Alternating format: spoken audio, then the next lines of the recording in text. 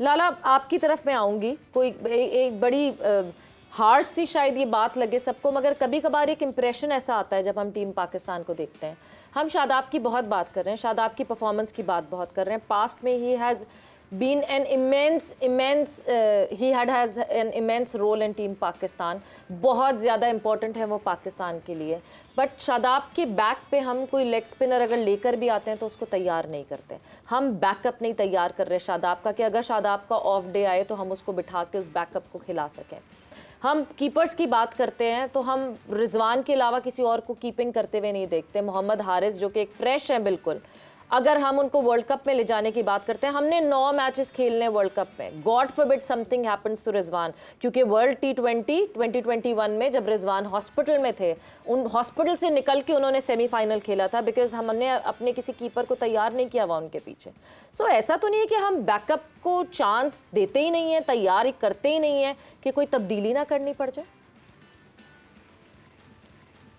ये प्रॉब्लम सवेरा बहुत पुरानी चलती हुई आई है, और अगर आप इस वक्त एशिया कप में इंडिया खेल रही है तो मैंने तो मेरे ख्याल में हर मैच के अंदर उनकी टीम के अंदर चेंजेस देखी है। सीनियर्स को भी बिठा दिया, जूनियर्स को भी खिला रहे हैं, पूरा कॉन्फिडेंस भी दिला रहे हैं उनके, वो लग रहा है कि वो वर्ल्ड कप की तैयारी कर रहे हैं या टीम अनाउंस कर रहे हैं।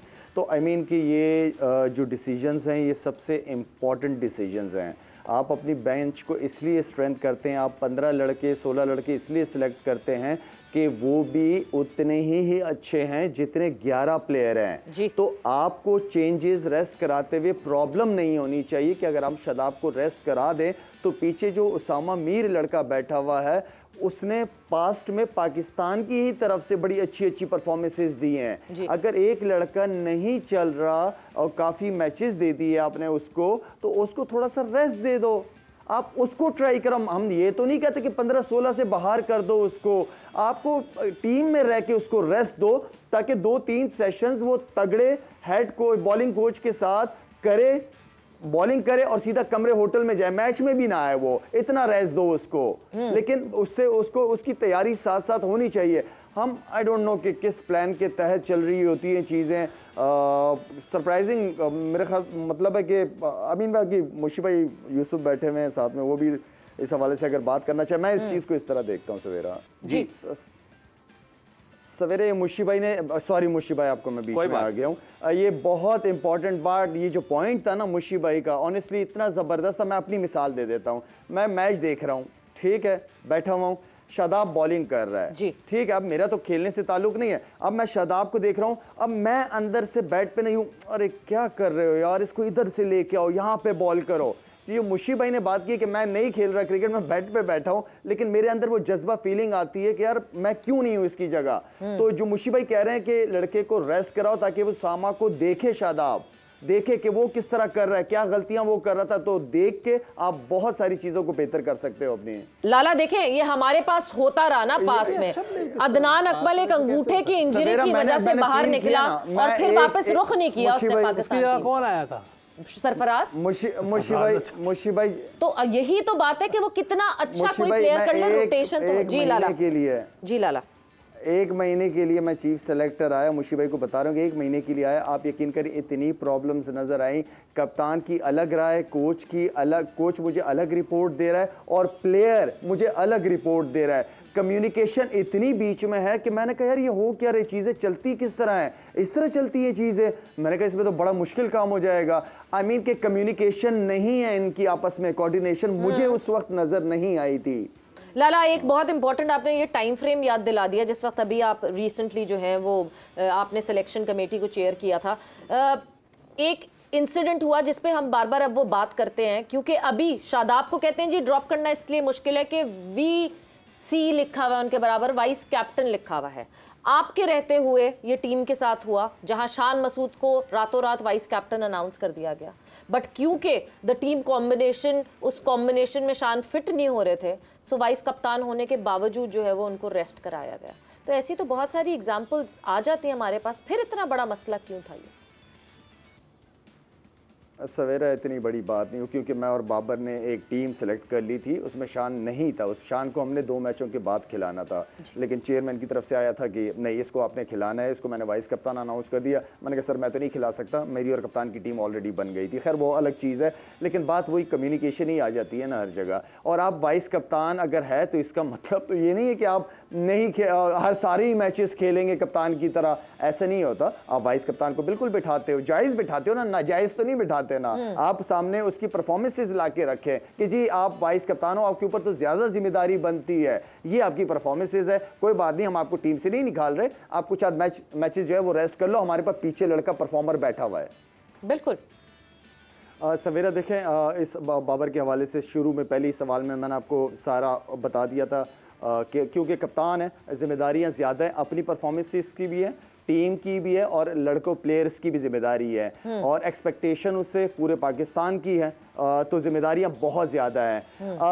मैं समझता हूँ जो आपने बात की है ना कि मैनेजमेंट को बाबर को अपने साथ बिठा के, जैसे एनजी भाई सीनियर प्लेयर हैं, अपने साथ बिठा के उन्हें गलतियां दिखाएं कि यहाँ पे आपने ये गलती की है, यहाँ पे ये इस तरह। क्यों मैं चाह रहा हूँ कि बाबर के साथ, क्योंकि वर्ल्ड कप पे जा रहा है, तो उसके 2-3 सेशंस बहुत तगड़े, जो एनजी भाई हैं या मुशी भाई, जो भी उनके सराउंडिंग में लोग हैं, वो मैनेजमेंट अपने हेड कोच हो गए, मिकी हो गए, बाबर के साथ थोड़ा मेंटली उसको स्ट्रांग करना पड़ेगा कि डिसीजन लेते हुए डरे ना, खुल के डिसीजन ले। जितना वो बड़ा प्लेयर है उतने बड़े डिसीजन ले। हार का मसला नहीं है, हार तो कोई चीज ही नहीं होती, या जीत होती है या सीखना होता है, हार कोई चीज नहीं है। तो वो जीतता रहेगा, आगे चीजें आती रहेंगी, सीखता रहेगा। लेकिन हमें जो इशू आता है वो ये कि यार 3 साल हो गए आपको कप्तानी करते हुए, कम ऑन, और आपकी सराउंडिंग में प्रोफेशनल लोग हैं सारे, उनके साथ मिलके अपने इस एरिया को मजबूत करो कि जितने बड़े आप प्लेयर हो, हम चाह रहे जब आप क्रिकेट खत्म करो तो एज अ कैप्टन भी आपको लोग जो है ना वो याद कर रहे हो। बिल्कुल लाला, जाते जाते एक और इम्पोर्टेंट प्लेयर जिसके ऊपर पाकिस्तान टीम डिपेंड करती है, पिलर्स हैं ये हमारी टीम के, शाहीन शाह अफरीदी। कल शाहीन शाह अफरीदी की जब हम परफॉर्मेंस की बात करते हैं, शाहीन के बारे में हम बार बार ये वक्तन फवक्तन बात करते रहे कि अगर पहले स्पेल में शाहीन विकेट्स नहीं लेता तो वो प्रेशर शाहीन अपने ऊपर ले लेता है और वो विजिबल हो जाता है उसकी बॉलिंग में। और जब शाहीन के ऊपर प्रेशर आता है तो ऐसा लगता है कि पूरी पाकिस्तान टीम के ऊपर प्रेशर आ गया। सवेरे देखें, एक तो क्रिकेट बहुत ज़्यादा हो गई है, आपको हर जगह हम ये चाहते हैं कि हर दिन प्लेयर जो है वो परफॉर्म करता रहे। शाहीन को इस चीज़ का एहसास है और होना चाहिए कि उसकी परफॉर्मेंस नए बॉल से कितनी इम्पॉर्टेंट है, एक चीज़। दूसरी चीज़ ये है कि क्योंकि मुशी भाई ने भी इस बात को बड़ी अच्छी तरीके से कहा है कि उसको अब अपनी बॉलिंग का, क्योंकि बैट्समैन जब बॉलर टॉप पे जा रहा होता है तो बैट्समैन भी, टीमें भी तैयार होके आ रही होती हैं, ये सारे अपना होमवर्क करके आती कि ये जो मेन बॉलर है इसको टैकल किस तरह करना है। तो मुशी भाई ने जो बात की है वो सिंपल बात है कि भाईजान अब आप ऑपोजिशन को देख के कि वो आपके खिलाफ प्लान करके आई, आप क्या प्लान लेके आए हो उनको टैकल करने के लिए या उनकी विकेट लेने के लिए। आपको यहाँ पे टेम्परामेंट चाहिए होगा, हर पिच के ऊपर आप आउट करने नहीं जाते, आप लाइन और लेंथ का खास ख्याल रखते हैं। आपने ठीक है शुरू में उसके स्पेल इतने अच्छे नहीं हुए जितने होने चाहिए, लेकिन बाद में जिस एरिया में उसने बॉल की वो बहुत जबरदस्त एरिया है। तो वो एरिया अगर आपको शुरू में स्विंग नहीं मिल रहा तो शुरू में भी उसी एरिया पे आपको बॉल करनी पड़ेंगे। बिल्कुल, हर दफा मैजिक डिलीवरी जो है वो काम नहीं आएगी, तो ठीक है आप आगे बढ़ जाते हैं और आप अपने बेसिक्स पे वापस आ जाए। इसी तरह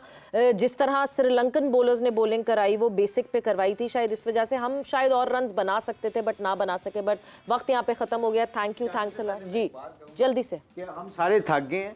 शायद ये ड्रिंक बहुत अच्छा लगा मुझे, ये क्या 10Z, it's a very good drink. Shahid, I love 10Z अच्छा लगा है आपको? I love this drink. भाई made in Pakistan, made in Pakistan. इसका पूरा डिस्क्राइब करें जी, इसका पूरा नाम क्या है यूसुफ साहब? 10Z by Shahid Afridi. Very nice, जबरदस्त, बहुत मजेदार है। यूसुफ आपको अच्छी लगी या टेस्ट अच्छा लगा यूसुफ? नहीं अच्छा है, और अगर मेरी रनिंग तेज होगी तो फिर तो बहुत ही अच्छा है। आपके घर फ्रिज लगवा दूंगा, डिफ्रीजर लगवा दूंगा।